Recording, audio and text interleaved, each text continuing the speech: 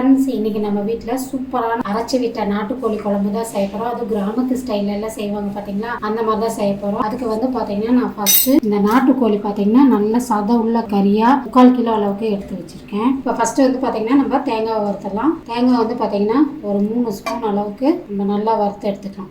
இப்போ தேங்காயில் உள்ள ஈரப்பதம் எல்லாமே நல்லா போகணும், அந்த கலரே கொஞ்சம் மாறணும், அது வரைக்கும் நல்லா அந்த தேங்காயை வறுத்துக்கலாம். பாருங்க, தேங்காயில் உள்ள ஈரப்பதம்லாம் போய் கலர் பாருங்க கொஞ்சமா மாறி வந்திருக்கு. இந்த அளவுக்கு வதங்கினாவே போதும். இப்போ நம்ம ஒரு தட்டுக்கு மாற்றிக்கலாம். பார்த்தீங்கன்னா ஸ்டவ் ஆன் பண்ணி அதே கடாயே நான் வச்சுட்டேன். கொஞ்சமா நம்ம எண்ணெய் சேர்த்துக்கலாம். லைட்டாக கலஞ்சதுமே லவங்கம் வந்து பார்த்தீங்கன்னா ஒரு 5 சின்ன லவங்கமா எடுத்தாச்சு. கொஞ்சமா கல்பாசி, ஒரு 2 துண்டு பட்டை, எல்லாமே இது எண்ணெயில் சேர்த்துக்கலாம். அடுத்ததான் 1 ஸ்பூன் அளவுக்கு சோம்பு, 1/2 ஸ்பூன் அளவுக்கு ஜீரகம், 1/4 ஸ்பூன் அளவுக்கு கசகசா, 1/2 ஸ்பூன் அளவுக்கு மிளகு. இந்த டைம்ல ஒரு கட்டி பூண்டும் கொஞ்சமா சின்ன வெங்காயம், கொஞ்சமா கருவேப்பிலையும், ஒரே ஒரு தக்காளி.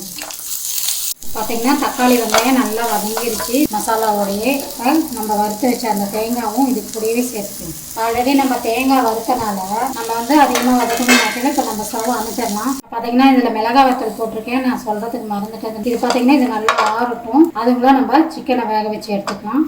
நான் இப்போ ஸ்டவ் ஆன் பண்ணி குக்கர் வச்சுருக்கேன். இப்போ எண்ணெய் சேர்த்துக்கலாம். எண்ணெய் பார்த்தீங்கன்னா சிக்கன் குழம்புக்குலாம் கொஞ்சம் ஜாஸ்தியாகவே சேர்த்துக்கோங்க. அப்போ தான் சிக்கன் குழம்பு நல்லா கிரேவியாட்டம் நல்லாயிருக்கும் சாப்பிட்றதுக்கு. பார்த்தீங்கன்னா 4 குழிக்கரண்டி அளவுக்கு நம்ம எண்ணெய் சேர்த்துருக்கோம். 1/4 டீஸ்பூன் அளவுக்கு மட்டும் சோம்பு சேர்த்துக்கோங்க. சோம்பு சேர்த்துட்டு ஒரு கைப்பிடி அளவுக்கு சின்ன வெங்காயம், கொஞ்சமாக கருவேப்பிலை.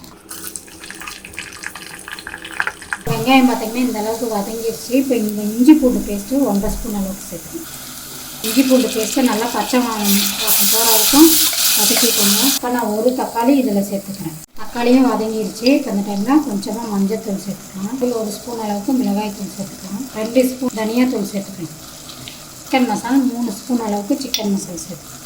பார்த்தீங்கன்னா இந்த ஸ்பூனில் தான் சேர்த்துக்கிறேன். இப்போ இந்த சிக்கனுக்கு தேவையான கொஞ்சமாக உப்பு சேர்த்துக்கணும். மசாலாவை அப்படியே ஒரு பரட்டி வச்சுக்கணும்.